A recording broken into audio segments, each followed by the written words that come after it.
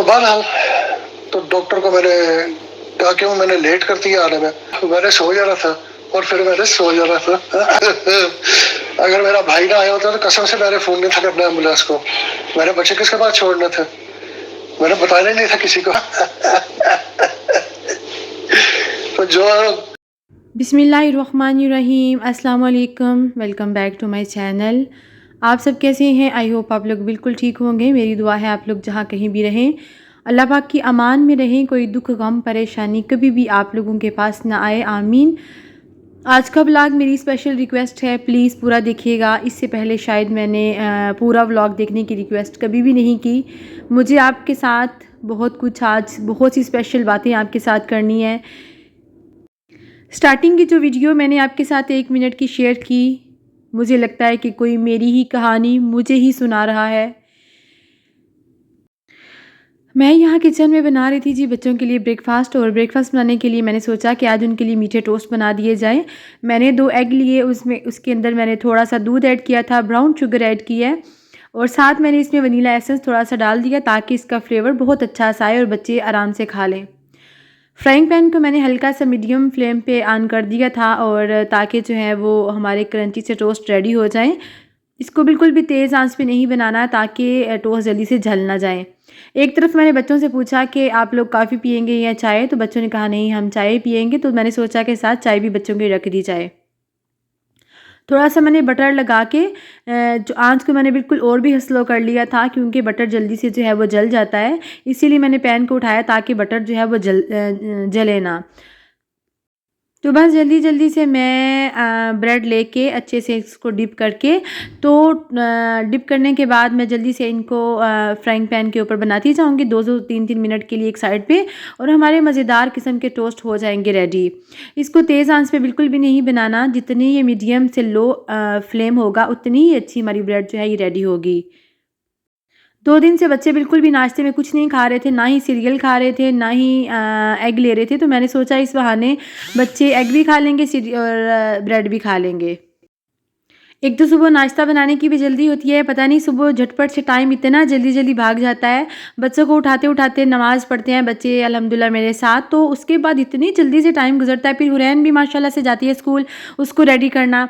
तो मैंने bread ready करने के बाद जो है चॉकलेट सिरप वो भी थोड़ा-सा ऐड कर दिया था ताकि रमीज़ जो है शौक़ से खा ले। उसके बाद बच्चों को मैं गई स्कूल छोड़ने के लिए, और हुरैन जो है माशाल्लाह से खुद अपने शूज़ उतारने की कोशिश करती है, अपने शूज़ चेंज करने की कोशिश करती है, और स्कूल में ये सारी चीज़ें बच्चों को सिखाई जाती हैं, तो बहुत ही मुझे खुशी होती है।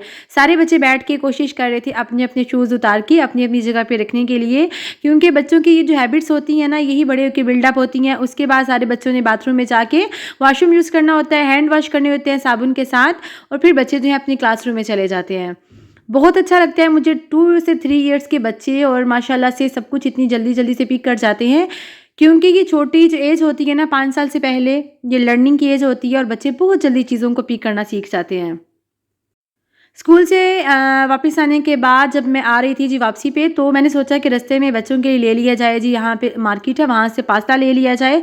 साथ मुझे थोड़ी सी वेजीज़ लेनी थी, क्योंकि आज मैं बना रही थी जी मैकरोनी, वेजिटेबल मैकरोनी। साथ मुझे रशियन सैलड की एक रिक्वेस्ट आई थी, तो मैंने सोचा कि ये रिक्वेस्ट को ज़रूर पूरा किया जाए। फ्रूट मैंने 1 दिन पहले ही मार्केट से ले लिए थे, क्योंकि मार्केट्स में जो फ्रूट्स हैं ये बहुत महंगे होते हैं, इसीलिए फ्रूट्स जो है मैं हमेशा मार्केट से लेती हूँ। तो यहाँ से मुझे जस्ट मैकरोनी लेनी थी, और एक आधी और चीज़ लेनी थी बस वो, और उसके बाद घर आई, और घर आके मैंने सोचा कि सबसे पहले किचन को नीट क्लीन किया। जो बच्चों के नाश्ते के बर्तन थे उनको फटफट से धोने के बाद मैंने सोचा कि बस जल्दी से बच्चों के लंच तैयार कर लिया जाए, क्योंकि पौने 12 बजे बच्चे घर आ जाते हैं, और फिर उनके आने से पहले-पहले लंच रेडी होना चाहिए। बहुत ही आरामदेह वाला ये टाइम होता है कि मैं रिलैक्स होके आसानी के साथ सुबह-सुबह जब कुकिंग कर लेती हूँ ना, तो सारा दिन फिर बहुत सुकून के साथ गुज़रता है। बच्चे आते हैं, खाना रेडी होता है, रात को भी बच्चे ये खाना खा लेते हैं, वो टाइम से सो जाते हैं। फिर बच्चों की कुरान क्लास होती है, बच्चों के साथ थोड़ा समय भी टाइम स्पेंड कर लेती हूँ। तो सुबह मॉर्निंग में कुकिंग करने का बहुत फ़ायदा रहता है। सारा दिन लगता है जैसे कोई और काम ही नहीं है। एक तरफ मुझे वेजीज़ और फ्रूट्स को कट करना था, दूसरी तरफ मैंने सोचा एक तरफ मैंने गाजर रखी बॉयल होने के लिए, साथ मैंने आलू रखे बॉयल होने के लिए, साथ यहाँ पे मैंने मैकरोनी बॉयल करने के लिए पानी रख लिया और जितनी देर में ये चीज़ें बॉयल होंगी इतनी देर में मेरे फ्रूट्स जो हैं ये भी कट हो जाएँगे। मैंने 2 अदद एप्पल लिए लेकिन जब मैंने एक ही कट किया तो मुझे इनफ लगा, बस मैंने एक ही कट किया था, दूसरा मैंने छोड़ दिया। मैंने सोचा कि उतना बनाया जाए रशियन सैलड जितना बच्चे खा लें। रशियन सैलड के लिए मैंने अनार लेके हाफ़ अनार को भी कट करके उसके अनार को मैंने कट करके रख लिया था। फिर मैंने वहाँ पे एक एप्पल लिया, उसको भी मैंने छिलके उतारे। वैसे तो इसमें छिलकों के साथ ही एप्पल अच्छा लगता है लेकिन बच्चे पसंद नहीं करते तो मैंने इसके छिलके रिमूव कर दिए थे। पानी अच्छे से हो चुका था बॉयल, उसके अंदर मैंने मैकरोनी ऐड कर दी ताकि मैकरोनी जो है ये झटपट से बॉयल हो जाए और साथ साथ ग्रेप्स रह गए थे कट करने वाले तो मैंने सोचा कि वो भी साथ साथ कर लूँ और जितनी देर में ये तीनों चीज़ें बॉयल होनी थी इतनी देर में सारा फ्रूट मैंने कट करके रख लिया था। पाइनएप्पल भी मैं फ़्रेश लेके आई थी क्योंकि मुझे कैन वाला पाइनएप्पल बिल्कुल भी पसंद नहीं है और ना ही कैन वाला जो फ्रूट होता है मुझे वो भी अच्छा नहीं लगता, प्लस बच्चे बिल्कुल भी वो नहीं खाते हैं तो इसीलिए मैं अवॉइड ही करती हूँ। तो फ्रेश लेके आई थी मैंने, हाफ़ जो है उसको बिल्कुल बारीक बारीक सा चॉप कर लिया था जैसे ही मैंने फ्रूट को चॉप किया था।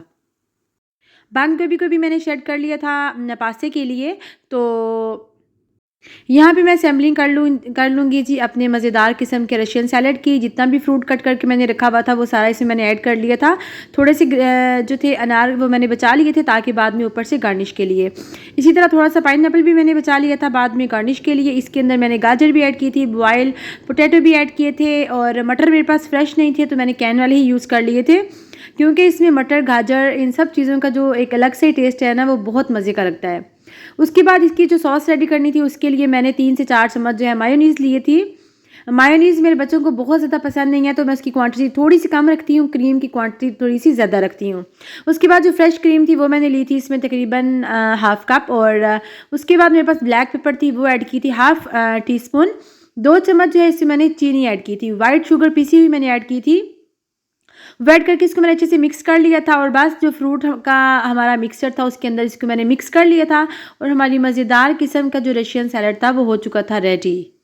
एक यूट्यूबर हैं पलवशा आपी, उनकी मैं वीडियोस को काफ़ी ज़्यादा टाइम से वॉच कर रही हूँ, तकरीबन 5 से 6 मंथ से भी ज़्यादा मैं उनकी वीडियोस देखती हूँ। तो मुझे उनका जो एक देसी सा अपनेपन वाला अंदाज़ है ना मुझे बहुत अच्छा लगता है। प्लस रिश्ते उनके नज़दीक कितने अहम हैं वो बताती हैं उसमें नज़र आता है तो बहुत ही अच्छा लगता है मुझे उनकी वीडियोज़ देखना।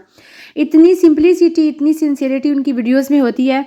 तो अभी एक दिन पहले जब मैंने उनकी एक वीडियो देखी उन्होंने बताया कि उनकी जो सिस्टर हैं उनका बहनोई के साथ जो हुआ एकदम से उनके किडनी फेल हो गए और इतनी ज़्यादा उनकी घर में तबीयत ख़राब थी वो हॉस्पिटल नहीं गए अपने बच्चों की वजह से क्योंकि उनकी वाइफ पाकिस्तान आई हुई थी। फिर एक दिन उनकी तबीयत ज़्यादा ख़राब हो गई, वॉमिटिंग बहुत ज़्यादा उन्हें कुछ दिनों से हो रही थी। तो उनके भाई ने एम्बुलेंस को कॉल की, जब वो हॉस्पिटल गए तो डॉक्टर ने बताया कि उनको कोई बीमारी है और उनके जो बॉडी का ब्लड है उसकी वजह से उनके जो दोनों किडनी है वो पूरी तरह से जो है इफ़ेक्ट कर गई हैं और डॉक्टर ने कहा है कि डायलिसिस के अलावा जो है इसका भी कोई हल नहीं है। यकीन करें कि जैसे ही मैंने वो आप ही की वीडियो वहाँ तक कि जस्ट मेरे से देखनी हुई फ़ौरन मैंने वो वसीम भाई की वीडियोस ओपन की, उनके चैनल को मैंने देखा और जैसे ही मैंने उनका चैनल देखा उनकी वीडियोस को मैंने देखा मुझे फ़ौरन से पहले वो वक़्त याद आ गया जब मेरे हस्बैंड के दोनों किडनी ऐसे अचानक से फ़ेल हो गए थे, वो हॉस्पिटल में एडमिट हो गए थे और अब जैसे हिना जी भाग भाग के हॉस्पिटल जा रही हैं, बच्चों को छोड़ने जा रही हैं, सारे काम कर रही हैं। मुझे लग रहा था कि मेरी ही कहानी कोई और मुझे सुना रहा है। वो सारा वक्त मेरी आंखों के गिर्द घूमा गया और मुझे पता ही नहीं चला मैंने कैसे उनकी 5-6 वीडियोज़ बस मैं देखती गई, उनकी वीडियोज़ देखी, उनकी वाइफ की वीडियो देखी। और वसीम भाई इतने स्ट्रॉन्ग मर्द, कहते हैं ना कि मर्द रोता नहीं है, तो आज मैंने जब उनकी वीडियो में देखा ना कि वो हंस रहे थे लेकिन उनकी हंसी के पीछे जो उनके आंसू थे वो नज़र आ रहे थे। मेरी दिल से दुआ है अल्लाह पाक उन्हें जल्द अज जल्द सेहत कामिला और आजिला दे, इस मूजी मर्ज से उनकी जान छूट जाए, आमीन। अल्लाह पाक उनका साया उनके बच्चों पे हमेशा कायम दायम रखे। मेरी आप सबसे रिक्वेस्ट है आप लोग उनके चैनल को ज़रूर सपोर्ट करें। हम यूट्यूबर्स एक दूसरे के लिए क्या ही कर सकते हैं, चैनल की सपोर्ट तो हम जो कर सकते हैं वो तो लाजमी करनी चाहिए ना। तो मेरी आपसे रिक्वेस्ट है कि उनका अपना भी चैनल है वसीम जी के नाम से, उनकी वाइफ का भी चैनल है हिना जी के नाम से। आपसे जितना हो सके उनकी वीडियोस को जितना हो सके अपने फैमिली फ्रेंड्स के साथ शेयर करें, उनके लिए दुआ करें। न जाने किसकी दुआ उनको लग जाए, चाहे बंदा यूरोप में हो, चाहे बंदा परदेश में हो। लेकिन यकीन करें कि एक घर का सरबराह जब बीमार हो जाता है ना, तो उस फैमिली को जितने क्राइसिस से गुजरना पड़ता है ना, मेरे से ज़्यादा ये कोई नहीं जान सकता। और अगर एक बिल्कुल खेलते कूदते जीते जागते नौजवान इंसान पे अचानक से जब बीमारी आ जाती है ना, उसकी क्या फीलिंग्स होती हैं, उसकी फैमिली उसके बच्चों की क्या फीलिंग्स होती हैं, ये मेरे से ज़्यादा कोई नहीं जान सकता। जो 6 सालों से मैं ये देख रही हूँ, मेरे अपने हस्बैंड के भी दोनों किडनी 6 साल पहले जो फेल हो गए, अभी तक वो डायलिसिस पे हैं, अभी तक ट्रांसप्लांट का वेट कर रहे हैं। अल्लाह पाक मेरे हस्बैंड को भी जल्द अज जल्द सेहत कामयाब वाजला दे। और दुनिया में जितने भी मोमिन मुसलमान जहाँ कहीं बीमार हैं, जहाँ कहीं परेशान हैं, अल्लाह पाक सबकी परेशानी को दूर करे, सबकी बीमारियों को दूर करे, आमीन। वसीम भाई अपनी वीडियो में कह रहे थे कि मैं कभी भी ना हॉस्पिटल जाता, कि मेरे बच्चों को कौन देखता, लेकिन मेरे भाई ने ज़बरदस्ती एम्बुलेंस को कॉल कर दी। तो देखिए वालिदैन का रिश्ता ही ऐसा होता है कि वो खुद चाहे मरते मर जाएं, लेकिन उनको अपने बच्चे बहुत अजीज़ होते हैं, उनको अपने बच्चों से आगे कोई भी नहीं होता। अल्लाह पाक उनकी तमाम बीमारियों को दूर करे, उन्हें शिफाए कामिला और आजिला दे, सबको शिफाए कामिला और आजिला दे। एज ए यूट्यूबर, जितनी भी यूट्यूबर्स मुझे सुन रही हैं, हम सब का फ़र्ज़ बनता है कि अगर हम अपनी आंखों से किसी को मुश्किल में देखते हैं, जितना हो सके हमें उनकी हेल्प करनी चाहिए। कम से कम उनकी वीडियोस को शेयर ज़रूर कर देना चाहिए। उनकी कतरे कतरे से ही दरिया बनता है ना। और कुछ नेकियां हमें आखिरत के लिए भी बचा के रखनी चाहिए। ज़रूरी नहीं हमें वो काम करें जिसमें हमारा कोई अपना भी मुफाद हो। यकीन करें कि मुझे हिना जी को भागते दौड़ते हॉस्पिटल में जाते मुझे वो वक्त याद आ गया जब मेरा छोटा बेटा भी 1 साल का था। मेरे हस्बैंड पूरा महीना हॉस्पिटल में एडमिट रहे।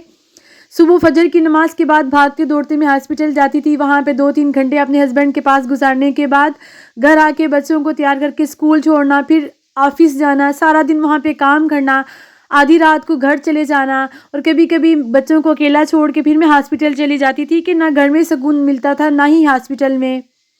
तो बस जिस पे बीतती है ना वही समझ सकता है इस सारे दुख को।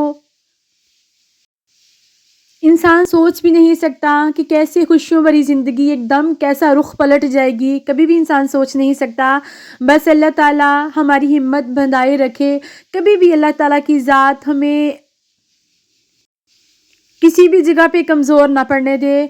तो बस उसकी ज़ात पे भरोसा करके, ये बीमारी एक जंग की तरह है, उसको लड़ना चाहिए। और इंशाअल्लाह ताला कोई भी बीमारी लाइलाज नहीं है।